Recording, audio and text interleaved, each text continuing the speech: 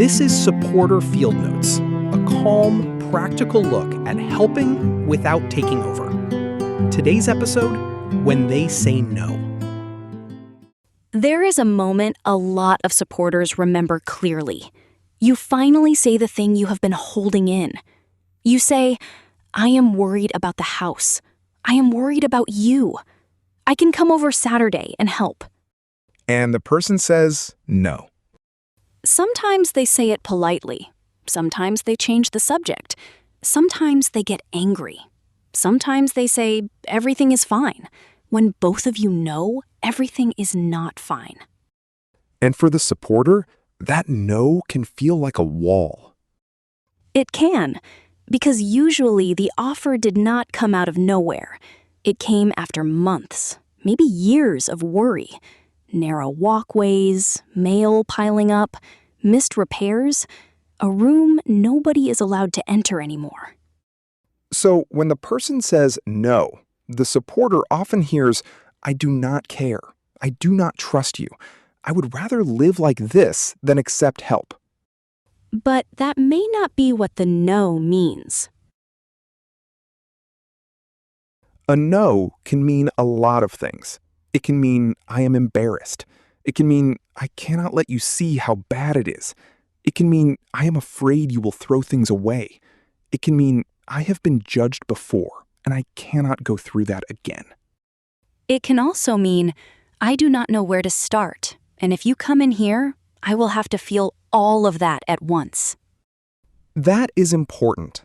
Sometimes the person is not refusing help because they love the clutter more than they love the relationship. Sometimes they are refusing because the help feels too big, too fast, or too exposing. And supporters can miss that because their worry is real. They are not imagining the blocked door or the smell from the kitchen or the bills under the pile. Right. This is not about pretending everything is okay. It is about understanding that urgency in the supporter can feel like danger to the person being helped. If the person has had things taken before, or has been laughed at, threatened, reported, or surprised by a cleanup, then help may not sound like help anymore. Help may sound like loss of control. So let us talk about the moment after the no, because this is where supporters can accidentally make things harder. The first thing not to do is turn the no into a debate. If someone says, I do not want help, and the next 20 minutes become a courtroom argument about why they are wrong, the conversation is probably over. The second thing is do not punish the no. Do not disappear for 3 months to teach them a lesson. Do not say, fine, live this way then. And do not secretly do the thing they said no to. Do not throw things away while they are out. Do not call everybody in the family and organize a surprise clean-out because you did not get permission. That does not mean every boundary disappears. Supporters still get to say what they can and cannot do. You can say, I cannot bring my kids into the home if the exits are blocked. Or I cannot store more things at my house. Or I am willing to help with one small area, but I cannot take over the whole project. Boundaries are different from punishment. Boundaries say, here is what I can safely do. Punishment says, I will make you pay for not accepting help my way.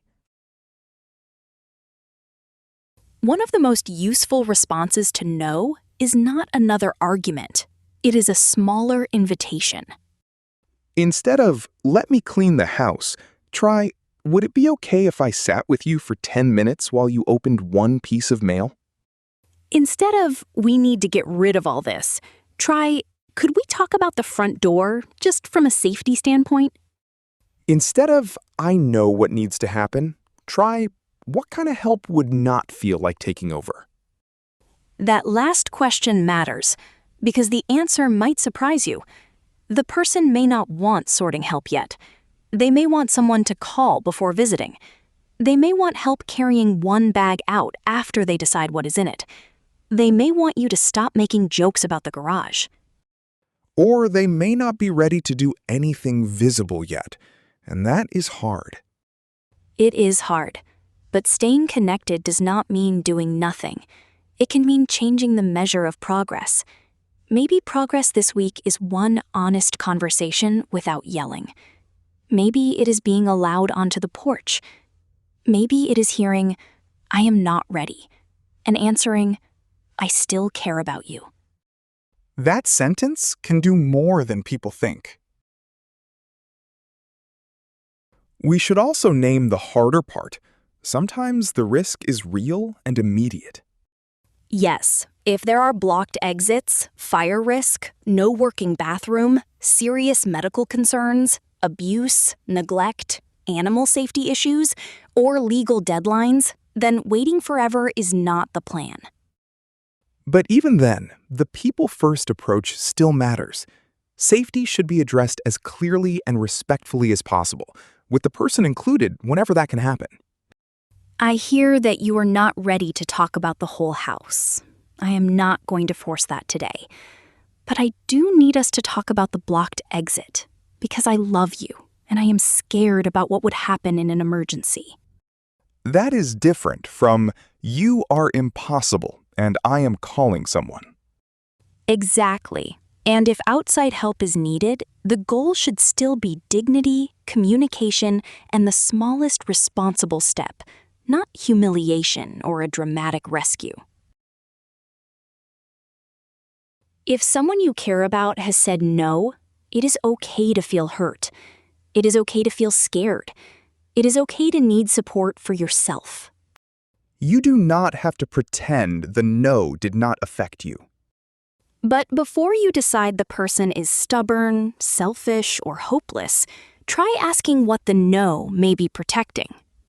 Shame, fear, privacy, control, grief, the last bit of dignity they feel they have. And then ask what kind of yes might be small enough to survive. Not yes to everything. Not yes to a dumpster. Not yes to a family takeover. Maybe just yes to a call next week. Yes to talking about one doorway. Yes to you staying in the relationship without making the relationship depend on a clean room. That is not giving up. No, that is building the bridge the real help may have to cross later. You've been listening to Supporter Field Notes. People first, then the stuff.